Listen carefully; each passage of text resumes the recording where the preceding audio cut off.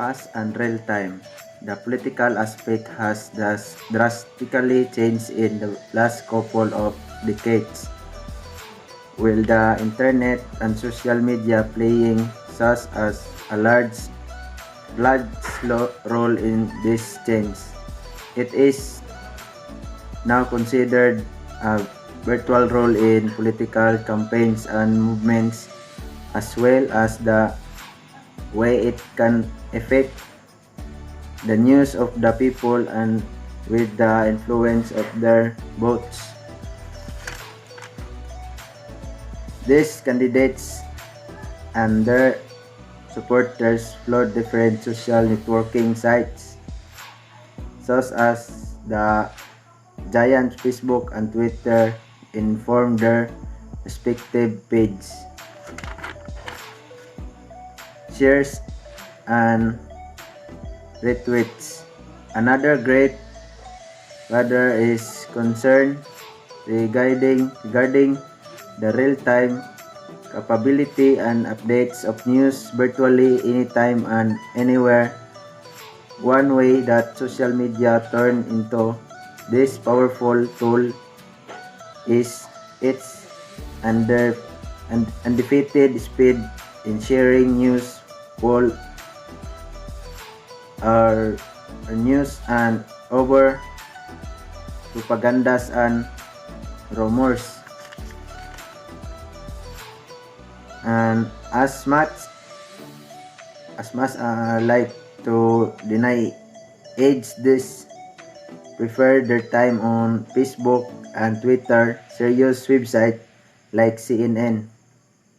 This means that we often unset all the trending facts through our online friends. Good afternoon, Mom. I am Rosella Traveling. Our topic is all about election in the internet. So I will discuss the at your fingertips and everything. So fingertips means readily available and accessible. At our fingertips, we have all the facts and figures. And it can also mean having ready access to the world in many instances, especially through technology or through other sources of information. For example, to our government, it's easy to access forms and other documents using smartphones, tablets, and etc. Next is everything's permitted. We have learned that certain types of speech have the most meaningful impact on public opinion and how people vote at the polls. We still fundamentally believe in freedom of expression for people and advertisers, but also recognize the need to set guidelines for advertising that may influence people, actions, and outcomes such as elections. That's all. Thank you. Good day everyone, I am Kim Claire Bisusas from Bachelor of Science in Criminology, Bravo. Lies and deceit. One of the other ways social media is turning into a political platform, it is capabilities of spreading lies and deceit in the forms of rumors, fake news, or conspiracies. For the opposition of a certain candidate, political campaigns are now influenced by almost any story, regardless if it's proven true or false, as long as it's spread like wildfire in social media. It has then done its part of influencing the people with the spread of such concept online. One does tend to get confused of worst believe the lies created by anonymous people online. Memes, for example, are a mixture of the reality of the situation, satirical implications, direct lies, as well as unconventional speculations that affect even the most dedicated supporters of each candidate. As a quick tip, a great deal of diligence is needed to believe anything. One should take the time to research in finding out the truth rather than regret it once the wrong man is seated in the office. Sense of confirmation. Another factor often misunderstood in the so-called power of confirmation bias. Facebook and Twitter are created to connect with the people, specifically those that are close to you enough, such as family members and close friends. And more often than not, the opinions between you and them are similar to each other, which is why most of the time you and they share the same sympathies on different issues, including politics. This is the reason why certain opinions are disregarded, because it goes against the embedded beliefs that one already holds, and not even admitting that they are also just influence as well. Social media tell you what you wanted to hear as a form of validation and so-called fortification of a certain mindset between one another. Social media may reinforce our opinions and have us close-minded to a certain point of view that it will be heinous enough for us to entertain nor consider the unconventional opinions of others. With social media still being relatively new as well as its continuous improvement, we're just starting to see its impact on society, even if it does look like it has greatly impacted the course of life right now. Concepts such as internet voting are even considered today to have more people participate in elections, turning those social media platforms into more powerful and influential tools. So my name is Lloyd James Isairi, and I'm about to report in Living IT Era on how Obama won the White House and the internet twice. An American attorney, a politician, and also a great father, Barack Hussein Obama II, more commonly known as Barack Obama, was the 44th man to be chosen by the American citizen, taking in the role as the President of the United States for 2 terms from 2009 and 2017. So Barack Obama was the first black American president in United States of America, and also an American attorney, same as a politician, o gi-apil po ng pagkaya mga great father.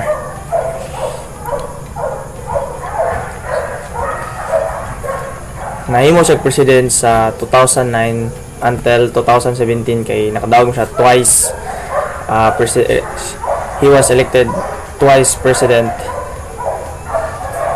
Aside from his healthcare law of Obamacare, the withdrawal of the U.S. Army from Iraq, countless domestic and foreign policies, and more, he was also declared the first man to be won the internet for his innovative ways of using mobile phones. So si Barack Obama wala lang siya nailhan sa iyahang gibuhat nga gi-withdraw niya mga sundalo sa Iraq, yang gipabalik niya sa United States sa mga iyahang Obamacare para sa healthcare sa mga citizens ug ban pa. So nailan si Obama sa iyahang strategy sa iyang politics gamit ang mobile phones. Kay in 2009 to 2017 uso ni kay ang mga computer, mga mobile phones, kay naman drang Facebook, YouTube, pwede na ma-browse nimo unsay binuhatas sa katawo sa sagikan, pwede na kadra magbuhat og mga info nimo, mga agenda ipakita din sa ubang tao. So and the next part is connection is power. So to be frank, while mobile phone and internet were part of an overall strategy of Obama's creative and innovative team in utilizing the digital age of the World Wide Web. So ang mobile phones na unahan ni Obama, ang mobile phones gigamit niya isa sa tulay sa iyang success nga pagkahimo president. Isa sa part nga nahimo siya president kay mo man yang nahunanan sa creative nga creative nga ilang pagkaplano din sa ilang pagka desisyon sa kaya nakabalo man sila nga ang digital na sila sa nag-exist sa digital age sa World Wide Web. Manang ilan na nagigamit ang mobile phones, isa sa key para sa success sa ilang plano. Through these factors, they were able to turn millions of supporters to rise up and stand for what they believe in, producing an army of volunteers and donors. So, tungod ani, bali si Barack Obama paggamit niya sa digital era sa mobile phones, nindaghan ang iyang supporters ni imbes gamay ra mas taas pag-ayo nahimog millions into tens to millions ang iyang supporters na daghan yang volunteers para sa campaign og donors. Barack Obama paid homage to Howard Dean's strategies while still thinking various thoughts of things in advanced manner. The way how no one was crazy enough to challenge the opposing party, the Republicans, even in their stronghold states. Indubitably, it was proven effective, and the best thing about it was Obama isn't even need to be in person visiting each of the opponents through emails, phones, and internet altogether. So, si Obama, ang homage sa ilang Dean's strategies sa ilahang plano kay nagunahuna og advance nga plano para sa sunod niya buhaton sa pagkadaog niya sunod buhaton gamit sa mobile phones. Sa ingani nga part, si Barack Obama dili na kailangan mo adto pa sa mga tao, kundi ang iyang agenda ipakita niya sa mobile phones, sa mga website pareha sa YouTube or sa Twitter or sa Facebook, Instagram. Dira niya i-post na ng iyang mga info sa iyang mga buhaton, sa iyang mga daghang isang supporters. Then na-prove pa gyud nga mas effective ang ingani kay ang nana sa digital age. So tanang tao makakita mo search lang sa iyang page or sa iyang YouTube channel or like nga maka-send din sa ingani nga pamagi. Si Obama dili na mo adto in person, like kanang madto pa sa isa ka lugar para mo istorya sa mga tao dito, sa mga citizen dito. So kundi ipaagi na lang sa mobile phones, like mag-live na lang nga na. So more to akong part. Thank you. Hi everyone, I'm Milan Faith Saha. My topic for today is all about winning the internet and thinking differently. According to Obama's age of winning the hearts of willing was through the campaign's digital efforts. And with the current digital age, it has no doubt reshaped the current generation techniques to their hunger and politics, not just through the traditional methods of campaigning with the megaphones held up high and chanting Obama's name, but also innovative way on how they were able to garner the votes and fundraising needed. Winning the internet is, for example, kanang mag-campaign nga magdala og mga megaphones, mga para mo i-chant nila ilang mga party list. Muna siya some of example of winning the internet. Next, thinking differently. According to Obama was best known is that they know young people of the information differently. That's why we sought their support differently as well. As this digital age, people no longer settle on what what's coming up in the development and innovative. It can now travel infinitely and anywhere thanks to development and innovative that is internet.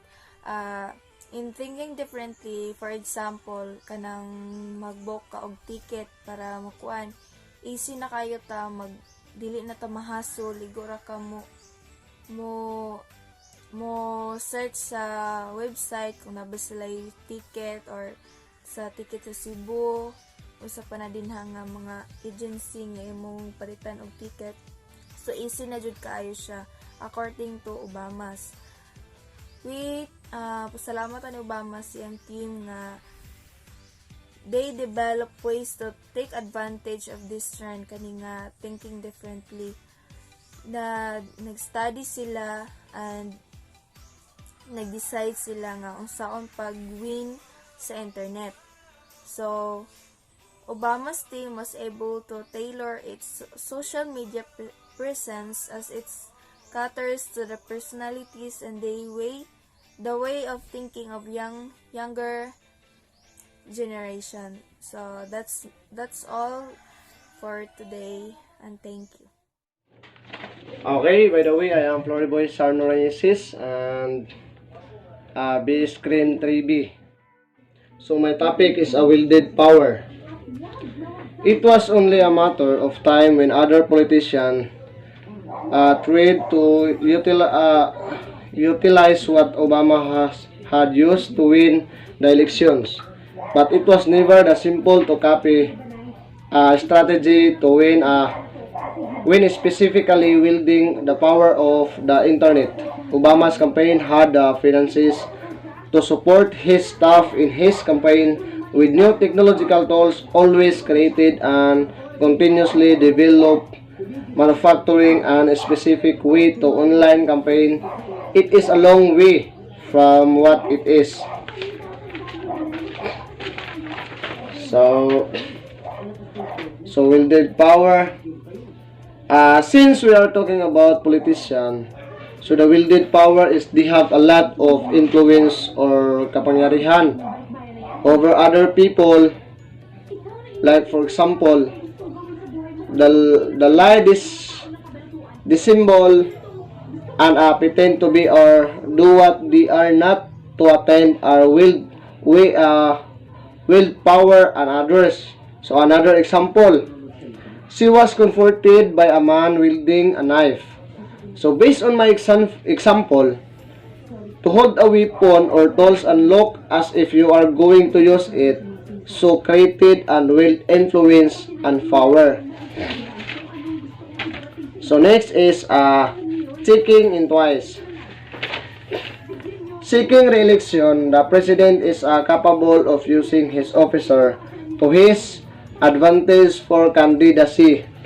So press conference and powerful events such as air shows, but aside from that, Obama had millions of Facebook supporters and followers on Twitter, and continuously steady growing followers and army of supporters that is definitely better and more personalized than a list of email database.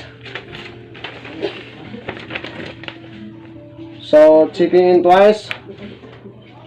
So here in the Philippines during election, if you are admin or administration, like you are the current president or current mayor during the candidacy, is you have more power. Like you are going to use your minions, I mean the police officer, to secure your safetyness during the campaign, and also you can freely have an interview in radio and television if you want. So this is the last topic for checking twice. So to be continued, the next reporter, and thank you. So good day, my name is Dazzle Paris Pikit. My topic is all about maintenance and coordination and incumbent rule. Maintenance and coordination. Mark McKinnon, President Bush's senior advisor during the 2000 and 2004 elections, commended Obama's team for utilizing the Internet.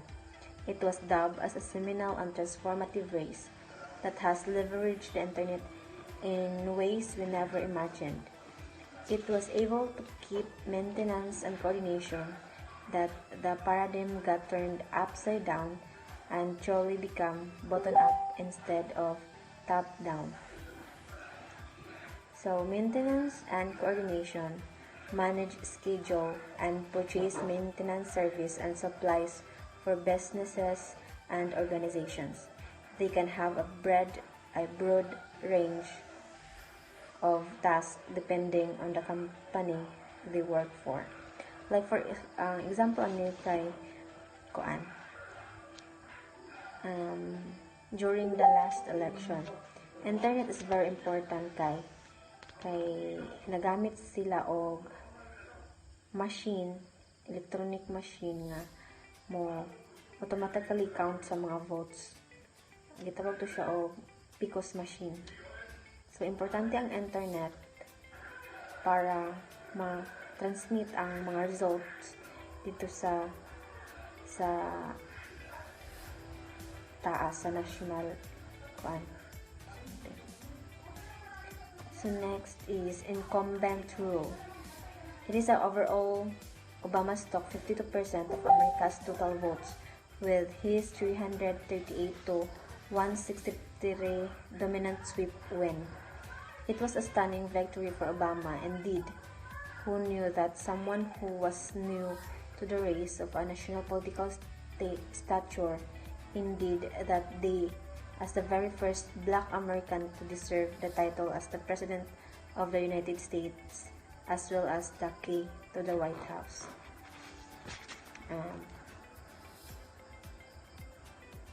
Incumbent rule. The incumbent is the current holder of an office or position, usually in relation to an election.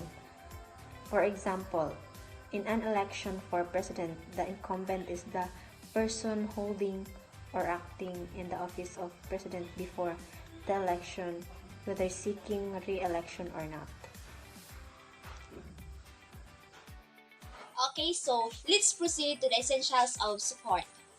So the internet grew from being a means of transmission where entertainment and social life could be placed as a way of connecting with friends and loved ones into a more meaningful and definitely worth mentioning bridge for Americans to participate in the ongoing politics, spending their time into politics rather than just resting their mind as they go home, looking at every poll, survey, and lead discussion online every step at a time. So, it was carefully designed to maximize online discussions while at the same time giving them what they could do on their own time. In an effort, the campaign was able to mobilize the supporters to send out counter-attack efforts for false rumors about Obama. In any direction, the story of Obama's campaign is a story worth mentioning. The camaraderie, creativeness, and enthusiasm manifested through a plethora of websites and social networking mediums resulted in the voluntary and genuine act of kindness, love, persistence, and passion in putting Obama in office. It was constantly adding new features until the end of the campaign as Obama slowly approached the White House. So now, let's proceed to entering it and the 2010 Philippine election. So, the 2010 Philippine presidential and vice presidential election was a necessary feat in selecting the 15th president of the Philippines. It was a year of prominence in which everyone had the edge of winning the presidential seat. This was also the first time it has implemented an automated elections as per so on to Act or RA 9369, which is the authorizes the commissions of elections or commonly using an automated election system. Good day everyone, this is the continuation of the report of Miss Juraisa Parahoyanog. So let's proceed to my topic. It's all about social media's influence on the 2010 election. Traditional ways of campaigning, while still viable, are now not as effective as it was before. This is the reason why politicians have been seen the potential of the internet as a strategic and cost-effective way of spreading the words of their names to gain their influence of millions online. So, based on the study by Asian Foundation, the Philippines has been also considered as a most social nation in the world, standing at the strong 41 million active Facebook user with a demographic of 1865 years old in the major areas of the country. Taking control of this number could very well turn the tides of any election or any national decision that this is the hands of its people. So let's proceed. The Philippines as an electoral battleground. Unlike the United States of America, the Philippines is considered as an electoral paradox. It is overall a democratic country while at the same time considered as one of the most liberal societies in Asia.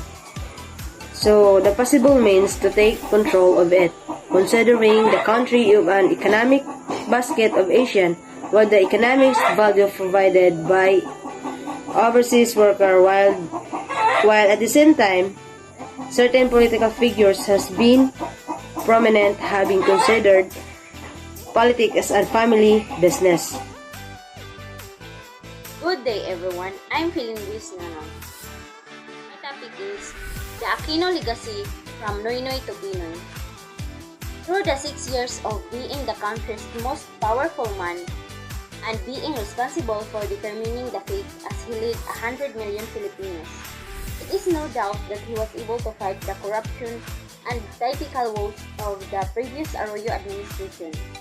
The country was able to become one of the best performing economies worldwide and welcome the Philippines for years of prosperity. There are many ways to remember the legacy of former President Noynoy Aquino or Pinoy. For example, he bravely brought China to court and won. He made significant progress in the Mindanao peace process and the transition to Bangsamoro. He led under a distinctive anti-corruption banner that renewed many people's confidence in government. Pinoy was able to carry on his job as a leader through campaign promises, both kept and broken. He was not just the powerful man of the country, but also an influencer and even considered like a celebrity due to the internet and social media. The Aquino legacy revitalized the Philippine economy and put it back on track. Good afternoon everyone, especially ma'am. Good afternoon. This is my sign topic, Internet and the 2016 Philippines election. The 2016 Philippines election is the latest and definitely one of the most controversial one from all the election in the country. It was all-star competition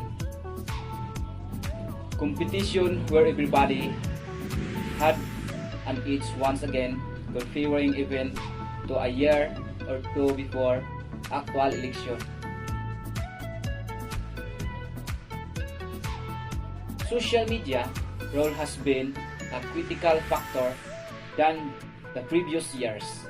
The proportion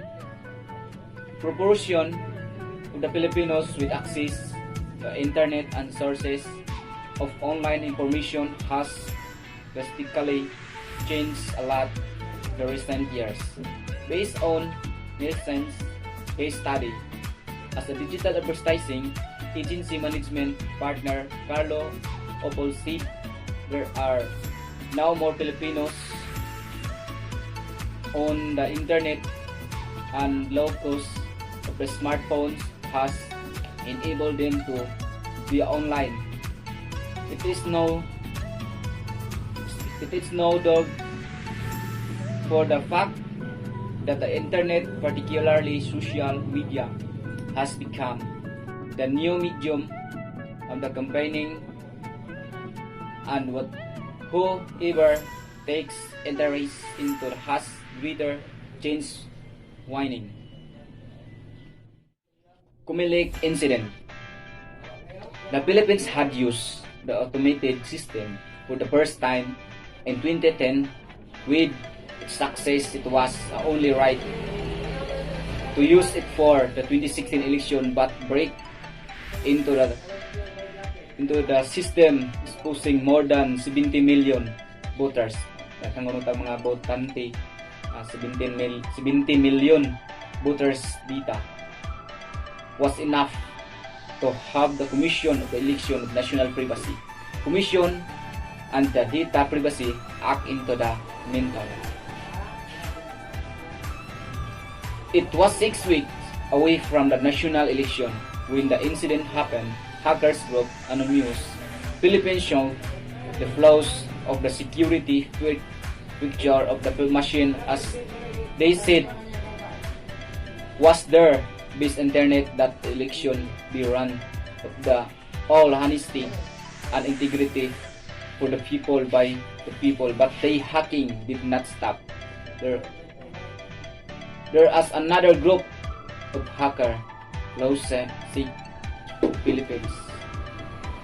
Filipinas, was able to access all the digital data stored in the database, which contain all registered voters record, both active and dormant. Daghan og mga hackers, bisag kinsay mga hackers, dili sa mo undang kung dili sila maka-hack sa mga, for example, sa mga account.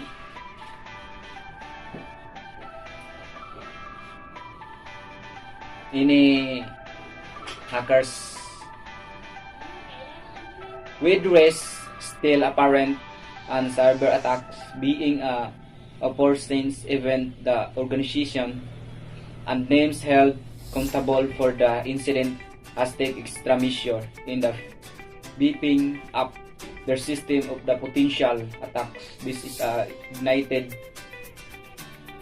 issues concerning cybersecurity awareness of threats, and the shared responsibility should required in terms of the protecting the viable information of the Filipino voters. Kailangan ma-aware ta sa mga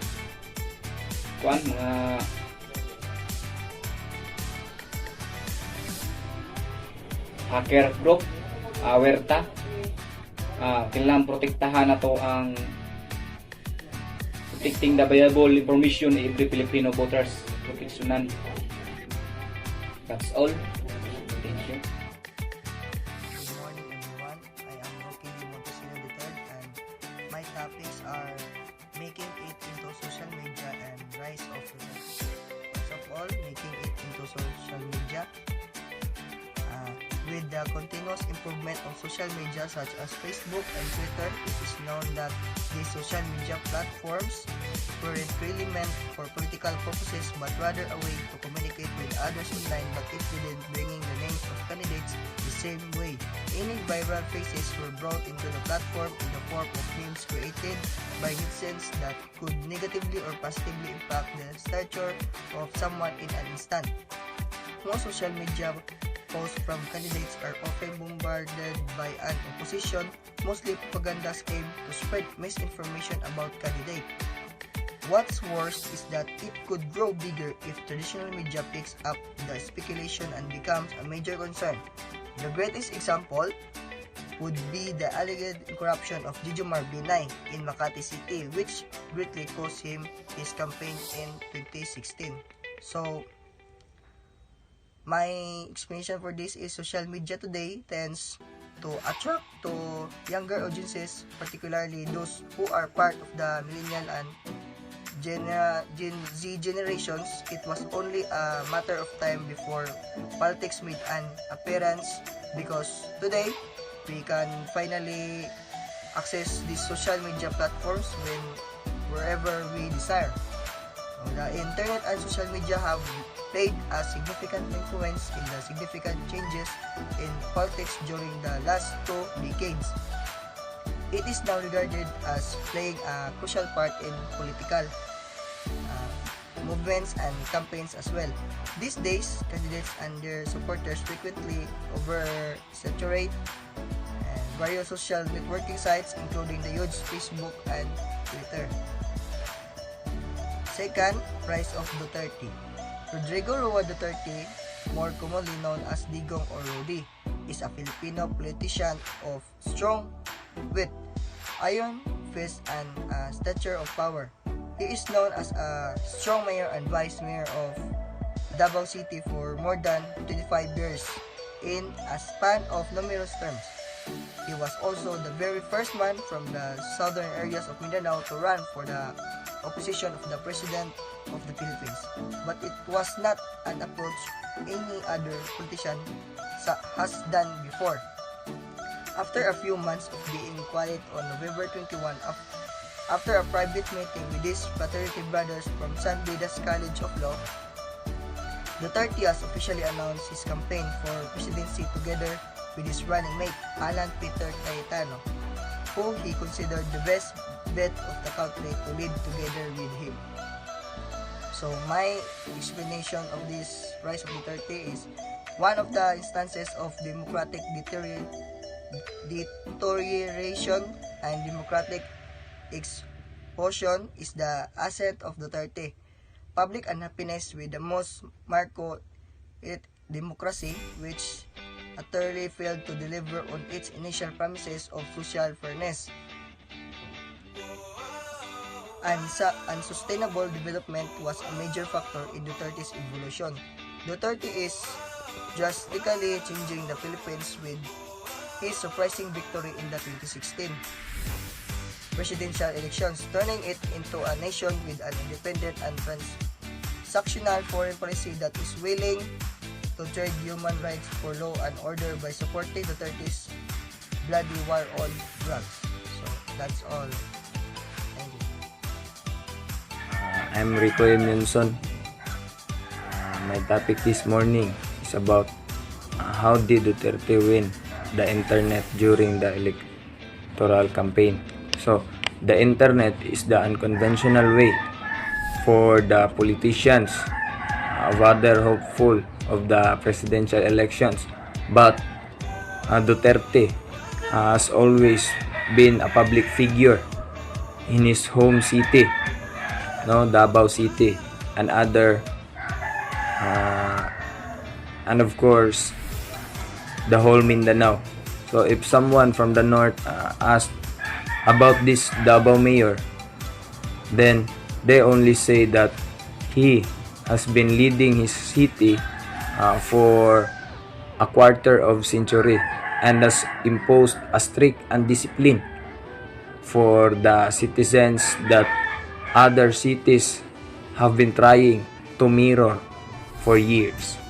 So when Duterte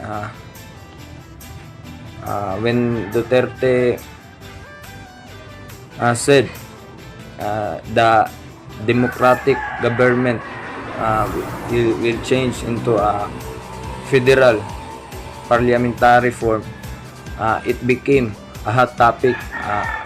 It became an outcry of attentions in the internet, in the social media, for both the supporters and the oppositions. Then Duterte also, in the way he speak, it is not through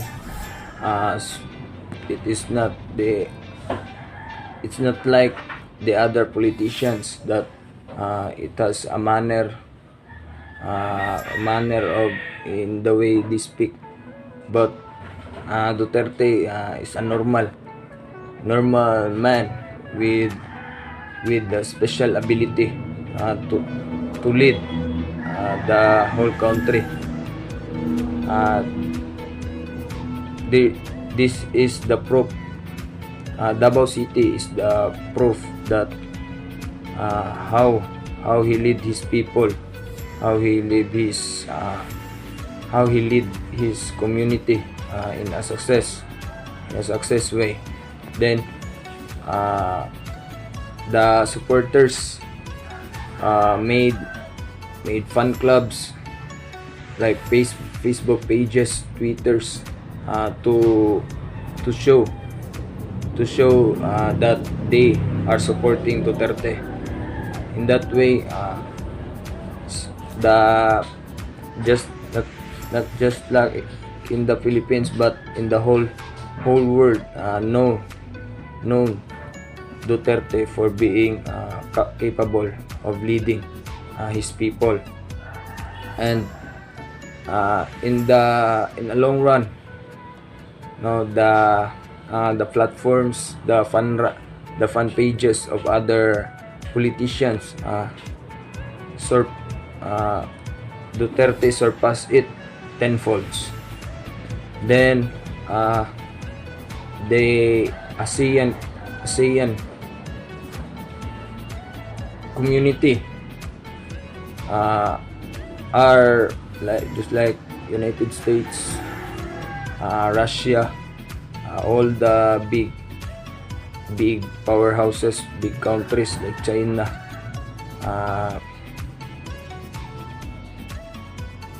begin to salute in the way Duterte, because he as a president, he has his principle, and especially his rating, he has 91% success rate, the highest when the Marcoses, the highest again is the Marcoses. So that's all. Thank you. Media and cyberspace impacts to elections, future of politics in the digital age. Judging from the development of the internet and technology up to now, one can easily visualize that the further development of technology and devices will result in innovative and more viable tools with features not yet even comprehensible today. Should that advance go forth, it will be unlikely that the current discussion of ways to avoid problems and current issues will provide us a clear solutions and possibly a well-defined standard. The netizens as well should realize that it is possible that the next elections would be more controlled or controlled due to numerous bans and laws enacted upon the cyberspace. This ban, while intentional, aims to ensure a level of fairness between each hopeful during the electoral period. We only hope that these government officials do not lose sight of maintaining focus on the debate of using the internet for applicable purpose and as a political tool in general. The media can alter the outcome of an election, often relating it to rigging the election through media coverage, often seen as biased. The media landscape has greatly impacted how they are able to interact with various candidates. Social media, the cyberspace is in general, and even the millions of voters. That's all for my topic. Thank you. So let's proceed to the bias and scripts. So based on the research by the Pew Research Center, many media outlets attract partisan audience, thus reject politics bias in their coverage. So it is for a fact that there is a relationship between selective exposure and the division of political favor in any electoral campaign in any nation, and it is clearly related to the rise of partisan delight in their media sources, the blogs and websites and visits, as well as the ideological bias. That's all. Next, checking the facts, authentic or not. Just like any other news, it should be considered that facts must be checked out and verified to be real and accurate. Delivery rush news based from speculations are surely going to be an issue that could even affect the name of these media groups. One of the most notable developments in journalism is its capability of leading the outcomes of the elections. So just like the other news, dapat atong i-consider nga i-check or i-verified kung tinuod ba jud ang mga balita or accurate.